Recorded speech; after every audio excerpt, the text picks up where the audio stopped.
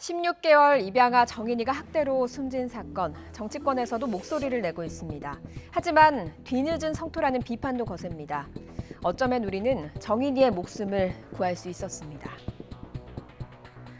국회 의안정보 시스템에서 20대 국회 당시 발의된 아동학대 관련 법안을 검색해봤습니다. 대부분이 임기 내에 처리되지 못하고 폐기됐습니다. 41건 중에 폐기된 법안이 34건입니다. 앞서 화면으로 보신 것처럼 아동학대 관련 법안들이 우선순위에서 뒷전으로 밀리면서 자동으로 폐기되는 사이 우리는 소중한 아이들의 목숨을 잃어가고 있었습니다. 2016년 있었던 7살 원영이 사건 기억하실 겁니다. 계모는 학대와 방치로 락스와 찬물을 맞은 채 화장실에서 목숨을 잃은 원영이 학대 의심 신고로 원영이는 아동보호기관의 보호를 받았지만 부모의 주장으로 다시 집으로 돌아가야 했고요. 결국 목숨을 잃었습니다. 박주민 의원이 같은 해 11월 상습 아동학대 범죄자의 친권 행사 제한을 의무화하는 법안을 내놨지만 역시 임기 만료로 폐기됐습니다.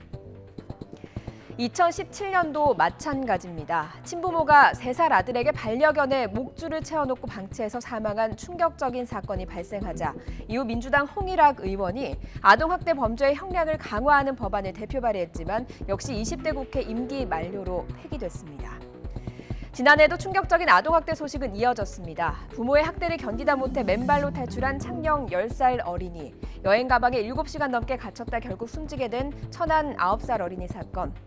사회적 공분이 일면서 21대 국회에서도 줄줄이 아동학대 관련 법안들이 내놨습니다. 21대 국회는 다를까요?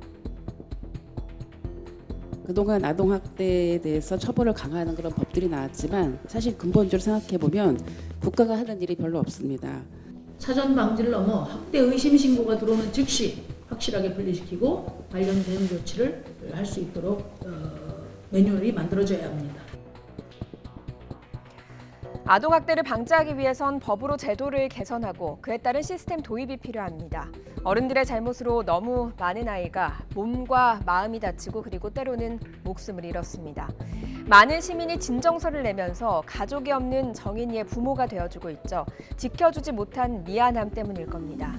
학대 사건이 일어날 때만 반짝 목소리를 내왔던 정치권.